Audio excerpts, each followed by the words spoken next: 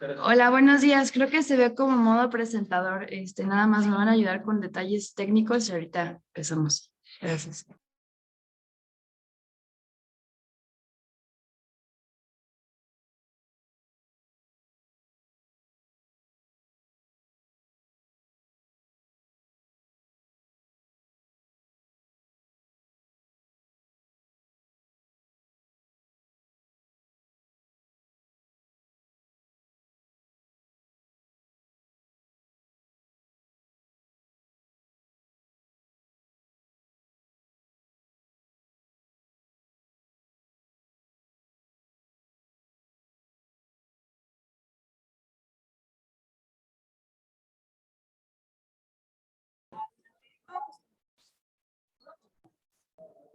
Hipertensión ocular intraoperatoria.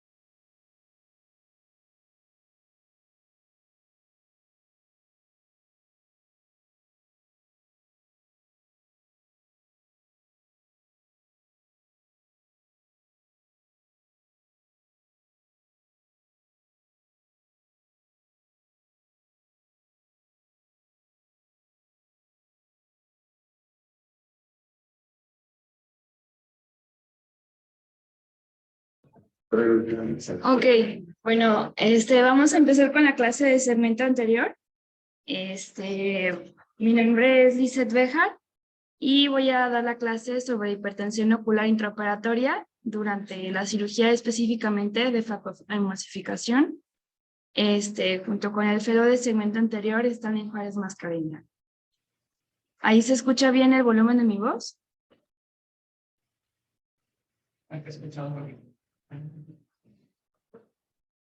Bueno, a ver si puedo pasar ya. Entonces, bueno, la hipertensión intraocular intraoperatoria es una entidad grave en la mayoría de los casos y que tenemos que saber identificar de manera temprana para poder, primero, pues, disminuir la cantidad de daño o los riesgos que tiene esta elevación de la presión, sobre todo sobre el nervio óptico y bueno, secundariamente sobre los resultados quirúrgicos que buscamos en la cirugía de catarata. Y pues segundo, efectivamente para poder tener resultados visuales y quirúrgicos en el paciente satisfactorios. De manera que si nosotros resolvemos el problema rápido, en la gran mayoría de las ocasiones, podemos continuar con la cirugía de manera normal y podemos tener pues una cirugía segura.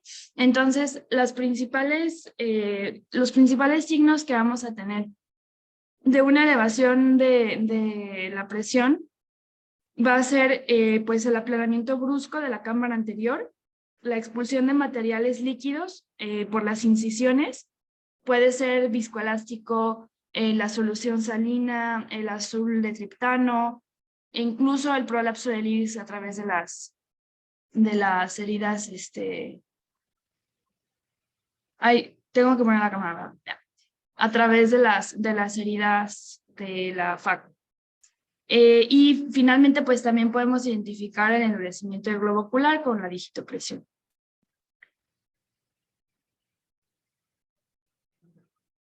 ¿Qué pasa? Listo. Entonces, podemos identificar tres principales causas, bueno, o grupos de causas, o etiologías de la elevación de la PIO. las que son ajenas o externas al globo ocular, internas del globo ocular y relacionadas con el paciente. Entonces, en las externas tenemos la compresión directa del globo ocular, que pues es la más sencilla de todas, por así de identificar, por así decirlo. Las inyecciones retrovulvares o la hemorragia retrovulvar, que sería como la compresión posterior del globo ocular por algún líquido y la ocupación de síndrome compartimental por algún líquido en la órbita. Y la excesiva tensión orbitaria pues puede ser por el blefarostatos. Las causas relacionadas por el paciente pueden ser una hendidura palpebral pequeña o el blefarospasmo esencial. Y las causas intraoculares son el bloqueo pupilar. El bloqueo pupilar también puede dar lugar a una cosa que se llama síndrome de inversión del fluido, o en inglés síndrome de misdirection. Está mal escrito, no porque así se escriba, sino porque en el libro que lo encontré así se escribe, entonces son españoles, entonces por eso lo puse así. Pero creo que va con doble S. Y pues la hemorragia coroidea, que es la complicación más temida de la FACO. Entonces vamos a comenzar con las causas externas al globo ocular. La excesiva tensión orbitaria pues se usa, se puede asociar, como ya dijimos, a una compresión externa como el blefarostatos o asociadas al síndrome compartimental de la órbita. Entonces, la órbita, recordemos que tiene una capacidad de 30 mililitros y el ojo tiene un volumen de 6.5 mililitros. Entonces, ocupa más o menos un 5% de la capacidad total de la órbita. El resto está ocupado por músculos, vasos, tejido graso. Entonces, tenemos una buena cantidad de capacidad extra, por así decirlo, como para que se haga un síndrome compartimental. Ya cuando tenemos una hemorragia expulsiva o un síndrome compartimental es porque hay mucho líquido atrás.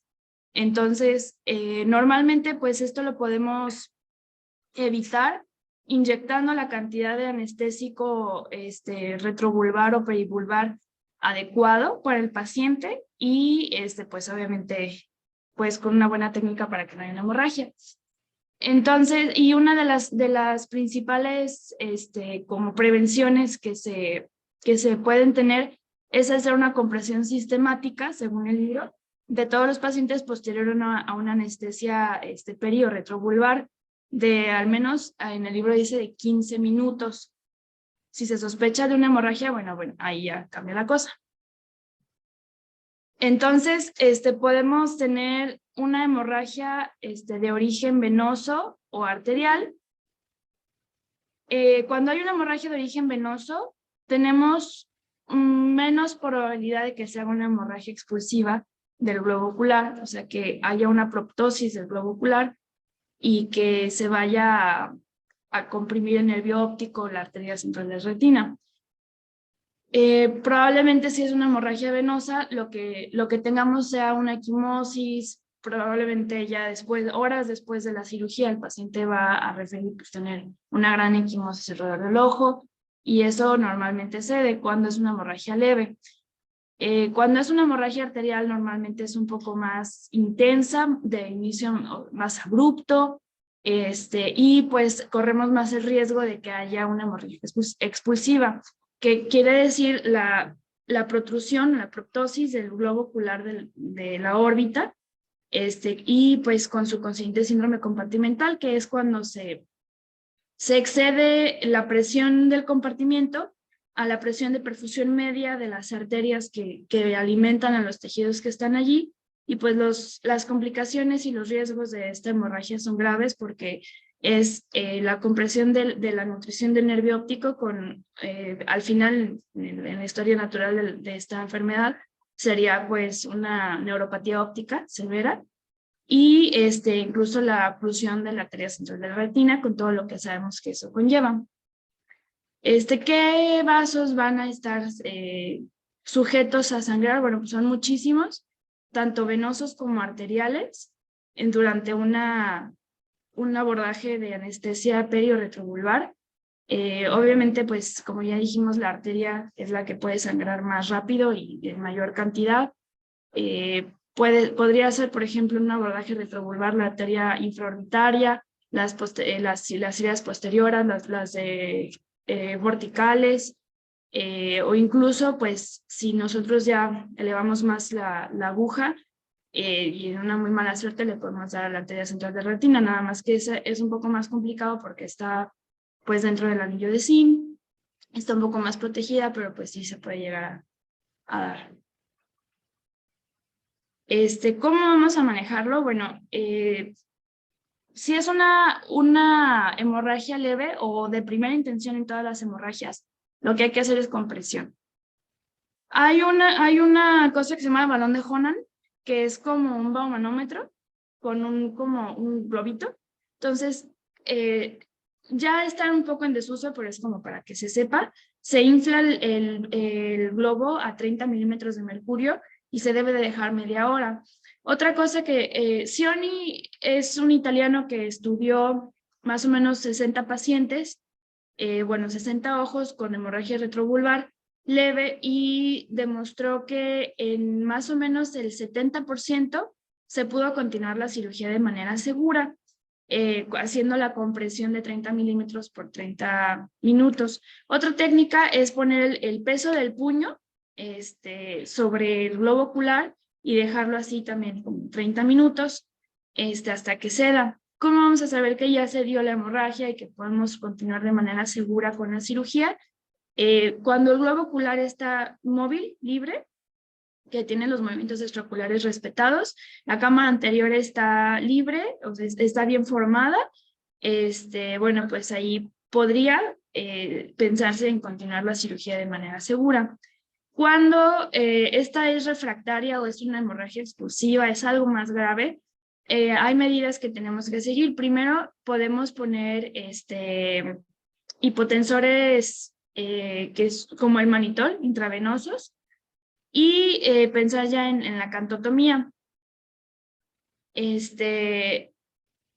La cantotomía consiste en hacer un corte con tijeras de Westcott en el canto externo del ojo afectado, con el espesor total de la piel y posteriormente hacer una cantolisis, o sea, cortar el tarso, elevando el párpado inferior hacia arriba y hacia atrás, de manera que se libere completamente el párpado inferior del globo ocular para poder liberar la presión dentro del ojo, que es como quitarle pues el cinturón de seguridad para que pueda salir a gusto y no haya un síndrome compartimental, y posteriormente reparar pues la cantotomía, la cantolisis de manera, unos 15 días de manera segura. Y si esto no es suficiente, la compresión y la cantotomía, es necesario ya una exploración quirúrgica para que se dé el sangrado.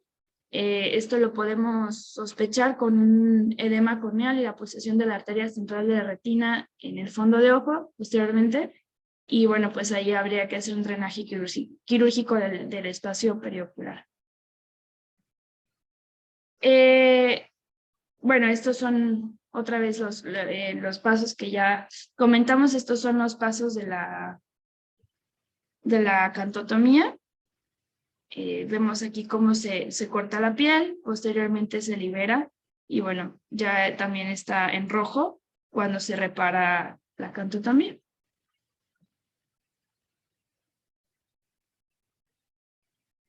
¿Y cómo podemos prevenir esto? Bueno, primero con una buena técnica y pues evitando poner ya este abordaje, a menos de que sea necesario, con otro tipo de anestesia. Otra cosa es que si vamos a retomar la cirugía posteriormente, después de una hemorragia retrovulvar en un segundo tiempo, pues tenemos que buscar un abordaje anestésico diferente, incluso con anestesia general, porque bueno, ese paciente puede volver a sangrar y eso ya no lo podemos permitir. También se pueden usar agujas atraumáticas, que es la aguja de Atkinson de 23 gauges, y pues estar muy al pendiente de los tiempos de coagulación del paciente. La otra causa externa al ojo, pues es el uso del blefarostatos. Hay que usar un blefarostatos adecuado para la cirugía, que es como el que vemos en la imagen. Y otra como técnica que describen para que no se comprima tanto como pinza hacia el globo ocular el blefarostatos, es poner una gasa doblada en el punto en el que la parte gruesa del blefarostatos se apoya sobre el paciente para que no caiga toda esa presión sobre el globo ocular. Bueno, posteriormente vamos a pasar con las causas relacionadas con el paciente, que son una hendidura palpebral pequeña y el blefaroespasmo esencial. Y bueno, esto es bastante sencillo. En nuestra planeación quirúrgica, pues tenemos que ver si va a ser posible operar al paciente con una hendidura palpebral pequeña. Si no fuera así, pues tenemos que planear una cantotomía, hablar con el paciente, y con la cantotomía podemos resolver el problema del abordaje. Y el espasmo esencial, pues también lo tenemos que identificar de manera prequirúrgica y resolverlo antes de una cirugía para evitar que esto sea causa de elevación de la presión intraocular, porque pues durante la cirugía no va a haber mucho que podamos hacer. Otra cosa que no venía en el libro de referencia que nos pusieron, pero que yo considero importante, son los pacientes que ya tienen una PIO elevada. Obviamente también esto se tiene que resolver previo a la cirugía. Sin embargo, en muchas ocasiones sabemos que la facodonesis y el glaucoma facomórfico pues existen, y la cirugía de catarata puede ser algo que incluso les disminuya más la presión intraocular. Entonces, bueno, pues buscando un poco, hay artículos que mencionan y que hablan sobre la dinámica de la presión intraocular, tanto intra como postquirúrgica, en una facomosificación. Y en los pacientes con glaucoma bajo control no debe de haber ningún problema. En los pacientes, incluso posterior a la cirugía, hay una disminución importante de la presión intraocular, de manera benigna. Y el momento, nada más, este estudio que dice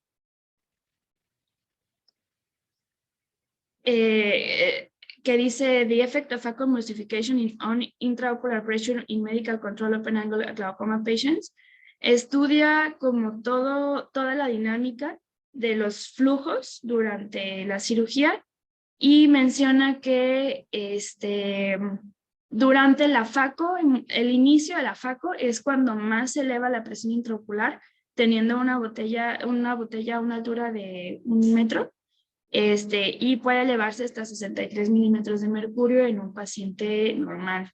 Entonces eso pues nada más como de tenerse en cuenta al momento de la cirugía, para en ese momento tener más cuidado de revisar cómo está el ojo, si está bien la cámara anterior, si está bien la presión del paciente.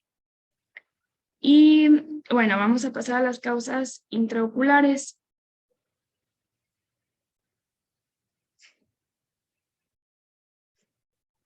El bloqueo pupilar,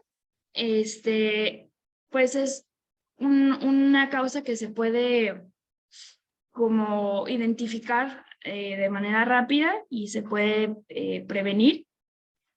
La causa es que cuando se está inyectando por ejemplo, cuando se hace la hidrodisección o hidrodelaminación del núcleo de la catarata, una vez ya que está hecha la rexis, si no se hace bien adentro de la cápsula anterior, o sea, por debajo de la cápsula anterior, la cápsula anterior ya cortada va a tener como un flujo, como que la vamos a aventar hacia arriba y va a entrar en contacto con el iris. Y si hay bastante viscoelástico, el viscoelástico puede actuar como una especie de pegamento. Entonces, la rexis y el iris, la rexis de la cápsula anterior y el iris van a entrar en contacto y se van a pegar. Y eso va a hacer que no se pueda salir de manera adecuada el líquido que estamos usando dentro del ojo, y eso va a causar un bloqueo y va a elevar de manera abrupta la presión intraocular. Pues el tratamiento es nada más pasar con una espátula 360, separando el iris de la cápsula y no poner más fluido. Por ejemplo, si vemos que el iris está bloqueado y pensamos que el iris se está, por ejemplo, contrayendo, que queremos dilatarlo un poco más y aplicamos más viscoelástico, así vamos a empeorar el problema. Entonces hay que identificar bien esta causa para evitar empeorarlo aplicando más líquido durante la cirugía. Y bueno, la prevención sería pues hacer una rexis más amplia. Esto pasa cuando las rexis son pequeñas, y eliminar el viscoelástico de manera adecuada y hacer una hidrodisección cuidadosa.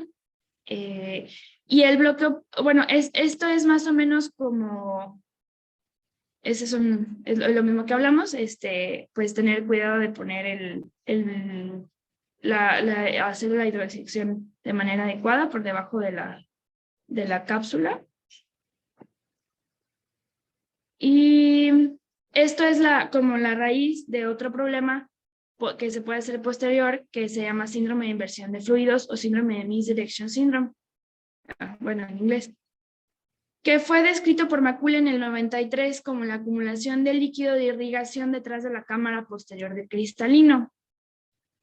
Los factores de riesgo son pues que la zónula esté dañada por un trauma, tanto intraquirúrgico como previo a la cirugía, enfermedades inflamatorias, autoinmunes como lupus, artritis reumatoide, espondilitis anquilosante, y otras menos importantes como el exceso de presión durante la cirugía, una mala dilatación pupilar o una ruptura de la cápsula posterior. El síndrome de inversión de fluidos consiste, no sé si pueden ver aquí está el puntero. Consiste en que cuando estamos inyectando líquido, pasa el líquido a través por debajo del iris, a través de la zónula, aquí está esquematizado, porque usamos demasiada presión y entonces se aloja en la cámara vítrea, en el cuerpo vítreo, y eso hace que la presión de atrás hacia adelante o posterior anterior aumente. Y es algo un poco difícil de identificar si no conocemos este síndrome, y podemos cometer el error de continuar inyectando líquidos para intentar como volver a formar la cámara o resolver el problema, y estamos empeorándolo. Y bueno, posteriormente también se han descrito otro tipo de complicaciones que no nada más son la solución salina balanceada que estamos usando en la irrigación, que fue lo que describió Macul tradicionalmente que puede pasar a la cámara posterior, sino también puede ser, por ejemplo, el azul de triptano. Y eso es bastante grave porque perdemos la vista del fondo rojo del paciente. Y además el azul puede pintar la cámara posterior y pues tener una cirugía bastante complicada, porque no vamos a ver si tenemos cuando estamos llegando al fondo tenemos una visualización muy difícil. Y bueno, hay algunas técnicas para tratarlo de manera intraoperatoria. Bueno, eso es lo que ya estábamos diciendo. Entonces, hay dos técnicas para tratar el síndrome de misdirection, que es la maniobra de Chandler, que es como más sencilla, pero a la vez pues hay que tener ya experiencia, que es con una aguja de 23 gauges a 3.5 milímetros de limbo, dirigida al centro, o sea, como hacia el nervio óptico, al centro de la cámara posterior, y se aspira de 0.1 a 0.3 mililitros con una jeringa de insulina, para pues retirar esa solución salina que se fue a la cámara posterior, y reformar la cámara y pues evitar las complicaciones de la elevación de la presión. Si esto no es efectivo o no tenemos forma de hacerlo porque no conocemos la técnica, pues la cosa que tenemos que hacer es una vitrectomía. Estos son los 5 pasos en protocolo que hay que hacer una vez identificado el síndrome de misdirection, que es suspender la entrada de fluidos, cierre de la incisión y presión sobre el globo ocular, diagnóstico diferencial.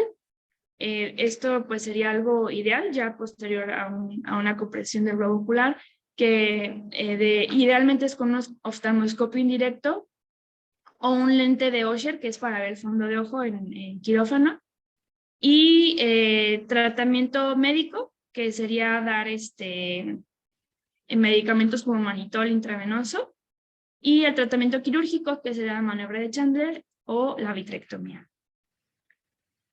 Y hablando un poco sobre los factores de riesgo de mitigation, pues viene siendo lo que es la ruptura capsular, la altura de la botella, algún problema en el diafragma de la cápsula. Pues yo creo que son los dos factores de riesgo, y pues tratar de buscarlos, ¿no? Si es uno o el otro. Sí. Y por último, pero no menos importante, de las complicaciones que elevan la presión intraocular durante una cirugía, pues es la más temida de todas, es la hemorragia expulsiva, que es la hemorragia supracoroidea o coroidea.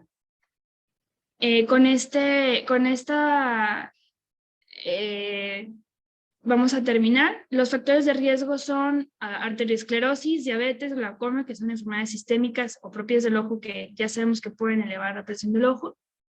La efusión, que son las arterias ciliares posteriores largas. Y la cirugía extracapsular.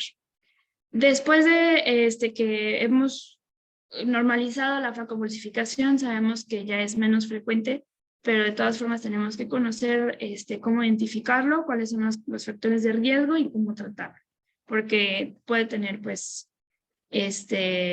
muy malos un muy mal rendimiento de la cirugía. Entonces, pues es la hemorragia o efusión supracoroidea o hemorragia primaria de las arterias más frágiles de la coroides. Los factores de riesgo pues son la anestesia retrovulvar y la anticoagulación, la patología hipertensiva de la carótida ipsilateral, que se encontró que es cuando está a 210/120 milímetros de mercurio, que el paciente haga valsalva o pues que tenga tos, un peso elevado del paciente o la obesidad y la posición de la cabeza, que esté aumentando la presión del retorno venoso. La prevención pues sería hacer unas incisiones autosellantes adecuadas, evitar los factores de riesgo pre- e intraoperatorios, evitar las fluctuaciones de la presión intraocular y mantener la estabilidad de la cámara anterior, que son como las más importantes que tenemos que tener en cuenta, reconocer precozmente este padecimiento y comprimir de manera temprana. Si no reconocemos este padecimiento de manera adecuada, pues se nos va a venir prácticamente todo, o sea, desde retina, coroides, vítreo, todo puede salir por las incisiones y pues esto es fatal para el ojo. Podemos identificarlo porque se pierde el reflejo rojo del ojo y comienza pues a verse ahí la retina. Y lo que tenemos que hacer de manera rápida es comprimir la parte contralateral a la hemorragia para pues disminuir el sangrado. Posteriormente podemos, primero, ¿cómo vamos a identificarlo? Pues primero viendo el fondo de ojo, o sea, estando muy al pendiente de nuestro reflejo rojo y de la presión intraocular con las medidas que ya dijimos. Si vemos que hay una elevación de la presión intraocular y que hay variaciones en nuestro reflejo rojo, tenemos que observar el fondo de ojo de manera adecuada. Muchas veces esto puede ser difícil porque ya puede haber una hemorragia vítrea que no nos permita ver de manera adecuada el fondo de ojo y eso pues ya también puede aumentar bastante la sospecha y descartar varias causas de elevación de la presión intraocular y dirigir nuestro tratamiento hacia una hemorragia coroidea.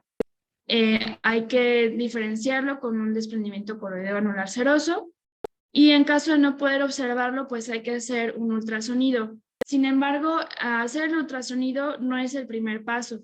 Este paso ya sería posterior a hacer una compresión y resolver las cosas intraoperatorias. Y pues obviamente sería como el diagnóstico de descarte. El tratamiento, pues primero ya dijimos que es la identificación y tenemos que cerrar las incisiones con suturas en X o en cruz, para evitar que se vaya a salir el material del ojo, hacer una compresión adecuada un buen rato y posteriormente se describe que podemos hacer esclerotomías posteriores.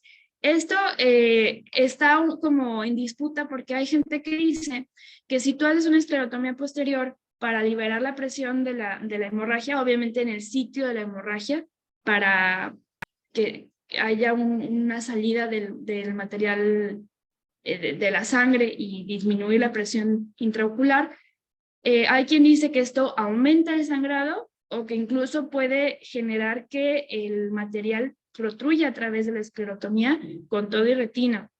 Entonces, pero hay otros que dicen que es el tratamiento indicado para disminuir la presión.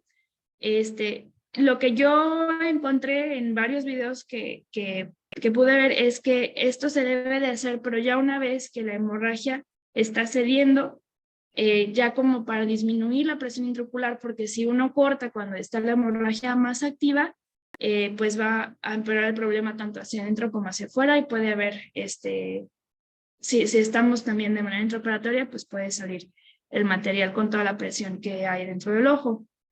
Se tienen que usar hipotensores intravenosos como el manitol y corticoterapia intravenosa para disminuir la permeabilidad vascular y la inflamación ocular.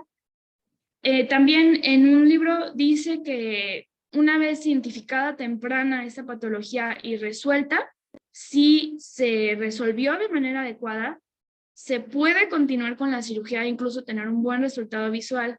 Sin embargo, esto es también controversial porque es una complicación bastante delicada que para empezar pues nos va a complicar mucho la cirugía por la pérdida de la cámara anterior, por la presión y puede ser de mayor riesgo porque el paciente puede tener nuevamente una hemorragia durante la continuidad de la cirugía.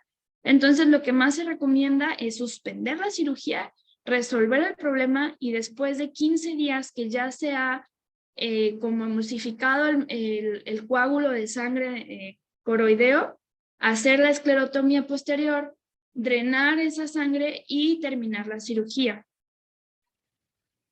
El pronóstico, si se tiene una efusión coroidea que es como lo más leve, pues es bueno a 2 semanas.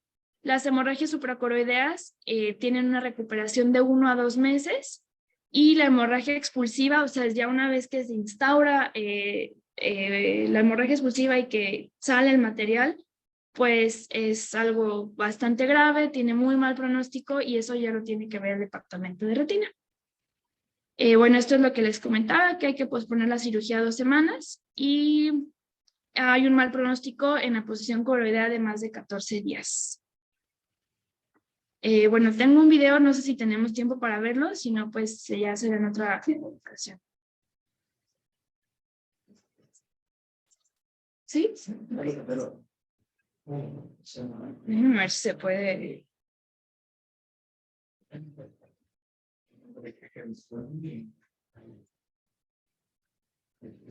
No, eso no sé, no se puede.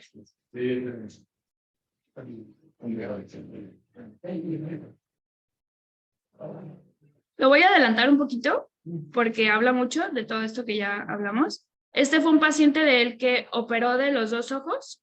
Afortunadamente hizo cada ojo por separado. Y pues este es el primer ojo que hizo y tuvo súper buen resultado. Hasta le hizo, ¿cómo se llama? Una campi. Y pues aquí podemos ver en una cirugía normal de catarata cuánto puede afectarse una campimetría. Y después, en la segunda, tuvo una hemorragia expulsiva. Y esta es la cirugía donde él resuelve la hemorragia expulsiva 15 días después. Podemos ver, bueno, este es intraoperatorio, cuando tuvo la hemorragia expulsiva. Podemos ver cómo cierra la herida Podemos ver cómo se perdió el reflejo rojo del ojo, cómo está pues bastante, con bastante sangre. Esta es otra cosa que también se puede hacer en la retrovulvar. Se puede hacer una peritomía de la conjuntiva para disminuir la presión. Bueno, él está cortando la conjuntiva para hacer una rienda. Aspira un poco de material de la cámara anterior y va a ser, aquí es cuando hace la esclerotomía posterior para liberar el material hemático. Perdón, esto sí es 15 días después. Ya vemos el material hemático emulsificado, negro. Lo aspira, lo cierra y pues ya se da la tarea de continuar con la cirugía del segmento anterior. Hace un poco de vitrectomía también. Ahí podemos ver que pues ahí está la retina desprendida con todo el coroides, desprendimiento coroideo. Lo pega, le pone líquido pesado para poder continuar con la cirugía. Y bueno, eso ya es más de retina, pero logra que se pegue un poco más la parte que se desprendió. Y podemos ver, nada más quiero que vean los resultados visuales. Estos son los ojos en diferentes momentos de la complicación. Y finalmente, este es el resultado pues, del daño al nervio óptico. Y 8 meses después de la cirugía, con una recuperación bastante aceptable para la complicación que tuvo el paciente. De una pérdida de como el 30% del campo visual. Aquí tenemos cómo se puede ver el fondo de ojo en una hemorragia coroidea. Y después vemos cómo queda ahí la cicatriz en el lado temporal inferior. Y bueno, pues eso sería todo. Solamente que ese no es una hemorragia intensiva. No, esa fue una hemorragia coroidea.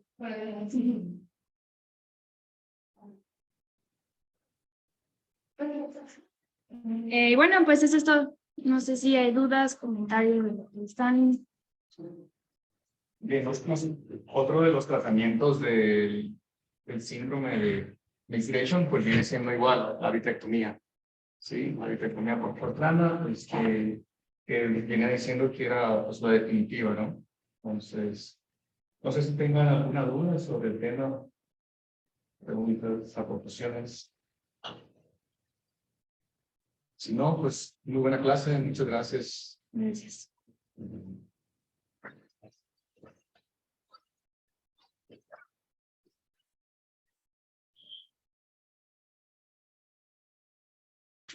Alexa, ya puedes, creo que te toca a ti, ¿verdad? Sí, hola, buen día.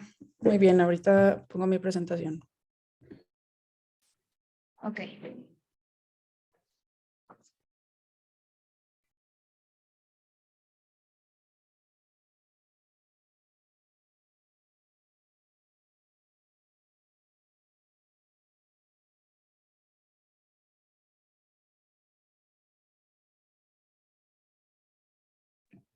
¿Ya la están viendo?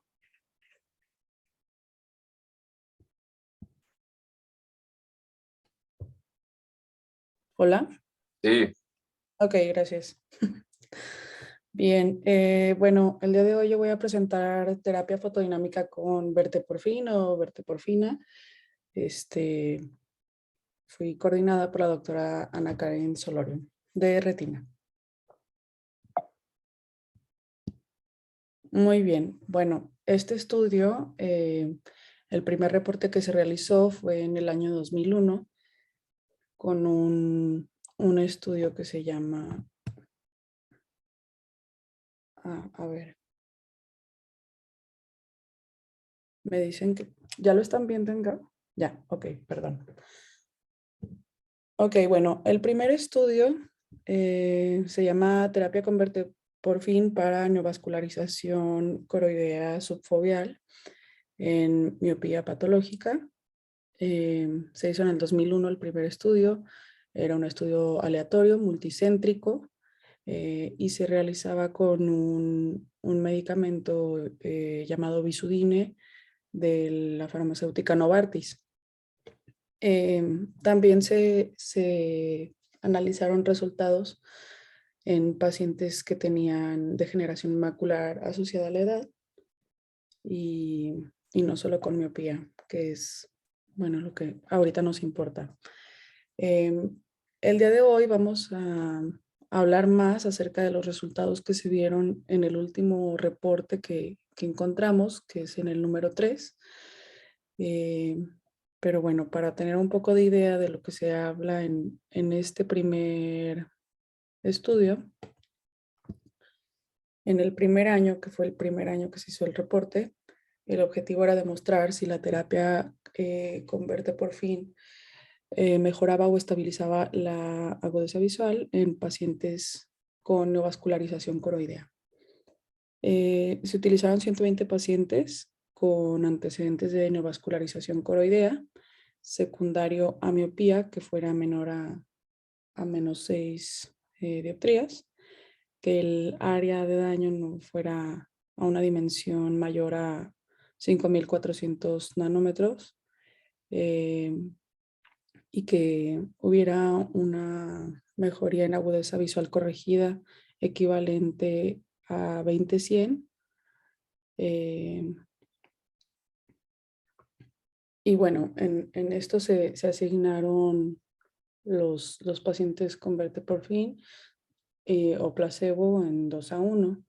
Se les administraba el medicamento vía intravenosa y después se les dejaba en exposición a una luz durante, creo que eran 83 segundos a 50 milijoules. Y se les daba un seguimiento cada 3 meses, en el cual en caso de ser necesario se les vuelve a aplicar una nueva dosis de este medicamento.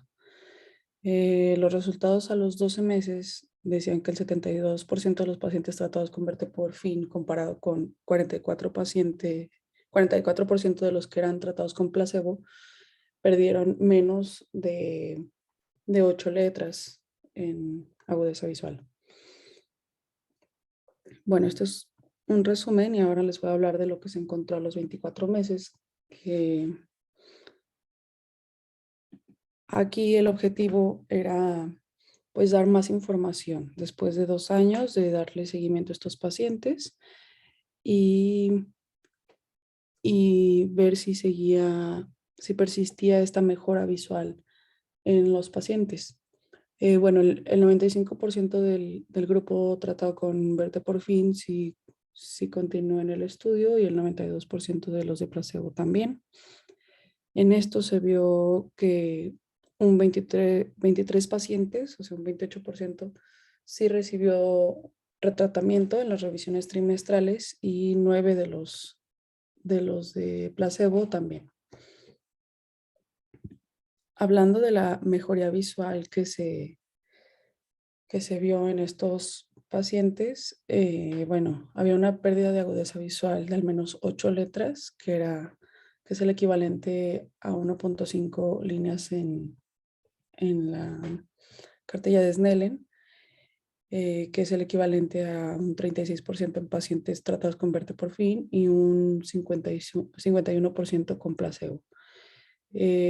Si podemos observar esta tabla que está del lado izquierdo, podemos ver que entre el mes 6 de tratamiento, que lo vimos en la primera evaluación, hasta el mes 24, en los pacientes que fueron tratados con Bisudine o verteporfin, hubo muy poco cambio, o sea, no aumentó tanto el número de ojos o de pacientes que necesitaron, que tuvieron una pérdida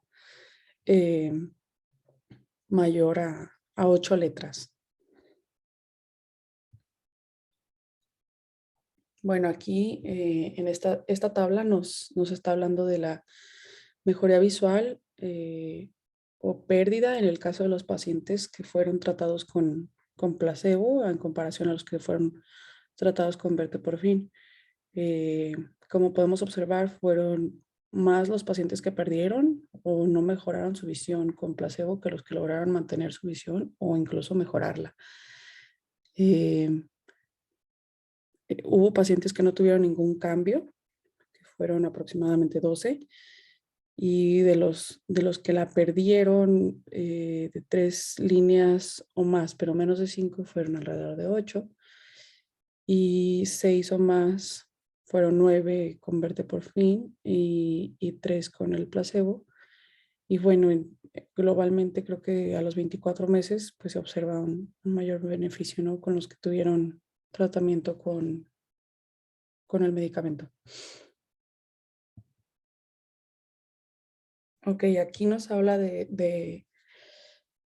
según la cartilla de Snellen, la mejoría que hubo en los pacientes en su agudeza visual, en la cual nos demuestra que hubo una tendencia a la mejoría en los 24 meses. La media en pacientes tratados con Verte por Fin es de 20-100, digo de 20-64, perdón. Y en pacientes que fueron tratados nada más con placebo, la media era una visión de 20-100.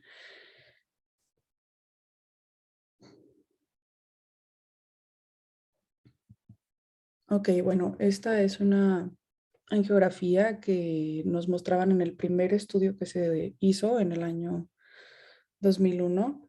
Empezamos en la izquierda superior hacia abajo. La primera fotografía es, bueno, un fondo de ojo derecho. Nos muestra una miopía patológica. Vamos a ver una hemorragia subretiniana y también hay una hemorragia adicional que la señalan aquí con una flecha en la parte inferior.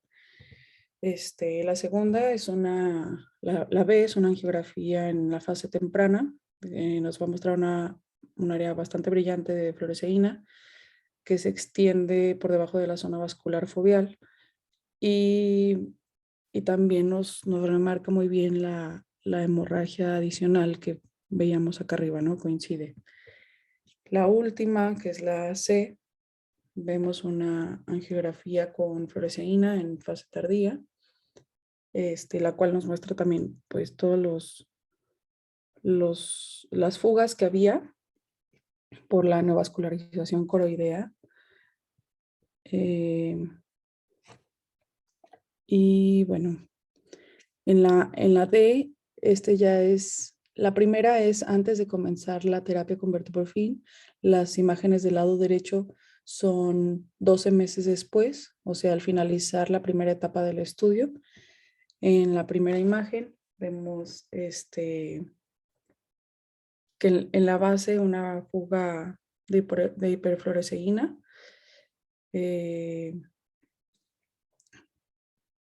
Y bueno, que muestra como que el área total de la lesión también.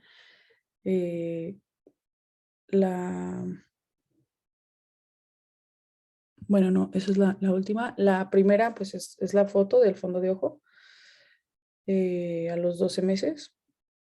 Ya se ve nada más como el centro, como quedó pues ahí más pigmentado. La segunda es también la fase inicial. Se ve una hiperfluoresceína, pero ya no se ve como en el primer estudio. Y aquí solamente se queda el área marcada, ¿no? De lo que rodea en la primera de color rojo. Y en la última, que es la fase tardía, vemos pues que ya no hay fugas de la neovascularización y está más limitada que al inicio.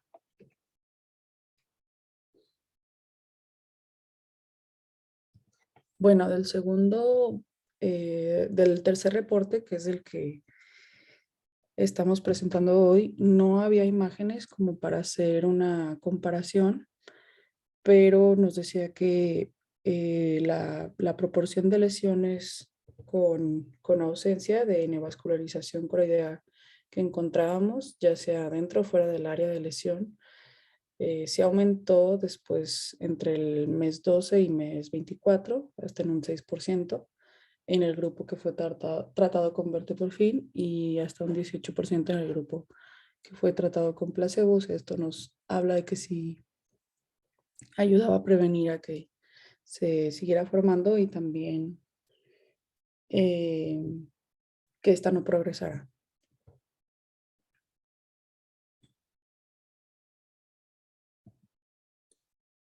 Como conclusiones, bueno, pues después de observar durante un año más los efectos que tenía la terapia con verteporfin en estos pacientes con neovascularización coroidea subfoveal en miopía patológica, nos dicen que sí hay un beneficio comparado al grupo tratado con placebo, y el cual va a tener una mejora visual de al menos 5 letras, o una línea, o 15 letras, o 3 líneas en la agudeza visual.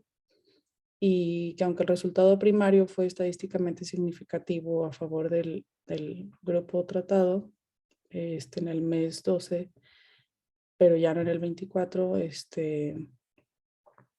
pues bueno, también vemos que para degeneración macular asociada a edad nos puede dar buenos resultados y no solo para la miopía patológica. Y pues ya no sé si la doctora Ana Karen nos quiera agregar algo. Sí, buenos días. Bueno, no sé si alguien conoce la terapia psicoanalítica con verteporfina, ¿sabe? ¿Soy alguien? No sé, la verdad es que a ustedes a lo mejor no lo saben. ¿Y utilizan terapia? Sí. Sí.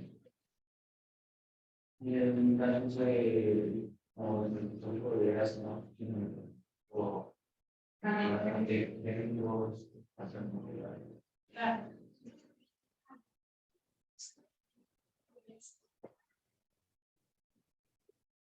Que es muy sensible. Entonces, no sé si alguien está, pero llega el paciente, se le pone el medicamento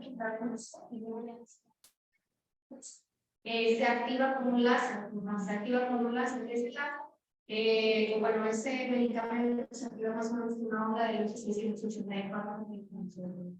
Lo que vamos a usar en la corte con 514. Entonces se activa y empieza a estar su función. ¿Qué es lo que hace? Actúa a nivel del retorno interior atendiendo la memoria vascular. Porque es importante.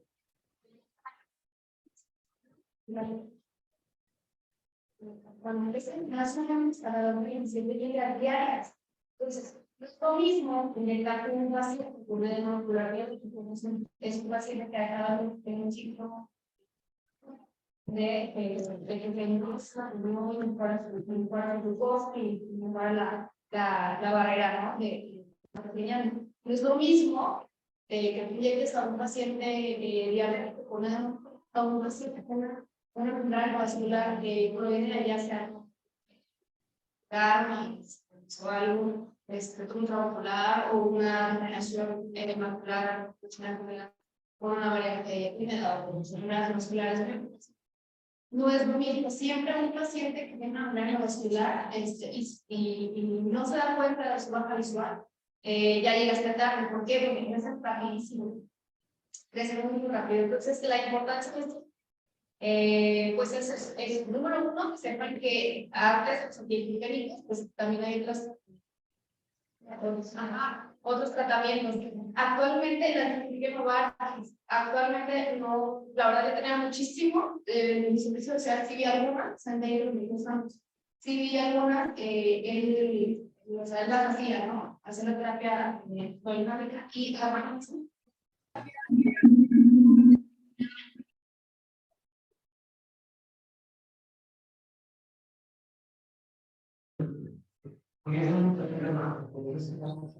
también que ya no es me controló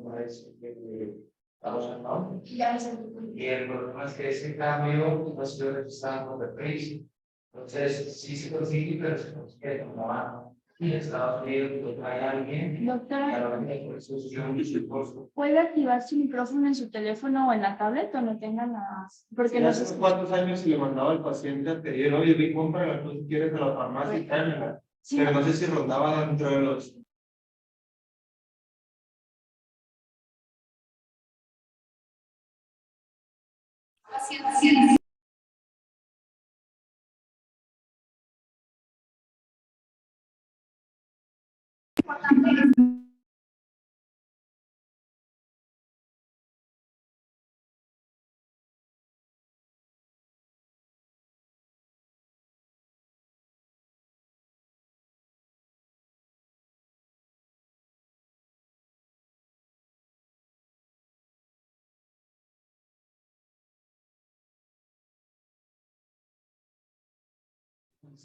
Alexa, ¿me puedes dejar compartir pantalla? Más bien que yo comparta pantalla, por favor. Listo. Gracias. Está hablando. Perdón que está un poco rayoneado, que lo leí ahí, entonces lo rayoneé ahí. Pero ok, entonces quería nada más que vieran estas gráficas, como por ejemplo el porcentaje de progresión de ojos tratados con verteporfina, pues era un 35% comparados al grupo placebo que no se les hacía nada, que solo se les vigilaba 43%, y el 44% pues no había ningún tipo de fuga, y luego en el 51% sí que era el placebo. Esta. El tamaño de la lesión al mes 24 en diámetros de disco. Menos de un diámetro de disco, fíjense, 55% de los pacientes en los tratados con verteporfina versus 36% en los tratados placebo, en los placebos o sham, perdón. Luego, de 1 a 2 diámetros de disco, las lesiones, el 24% versus un 21%. Y luego de 2 a 3 diámetros de disco, el 12 versus el 15%. Y más de 3 diámetros de disco, el 9 versus el 28%. Entonces, pues es estadísticamente significativo y bueno la terapia con verteporfina. Otra, esta es que, la sensibilidad al contraste. Vean cómo con placebo, cómo la sensibilidad al contraste en letras, se pierde letras, -1, -1.5 aquí al 12, y con verteporfina se mantiene la sensibilidad al contraste. Entonces, bueno, a grandes rasgos, si es una buena terapia, la verdad es que yo dejé de verla ya como 3, 4 años, pero sí es importante que sepan que existe y aunque se consiga por contrabando, pues, bueno, sí existe y a lo mejor en algún momento que se libera ahí la patente, pues a lo mejor podemos echar mano pues, de ella, ¿verdad? Bueno, ¿alguien tiene alguna duda, alguna pregunta? La ventaja del medicamento es que una persona imponga, entonces, están intentando 10 o 12 inyecciones anuales, pues es una terapia que pueden. Sí, exactamente, eso es un buen punto. La verdad es que yo nunca vi ningún paciente de un año, más o menos eran 6, 8 meses, pero pues bueno, sí es una buena alternativa. ¿Alguna duda? ¿Pregunta? Ok, bueno. Gracias. Gracias.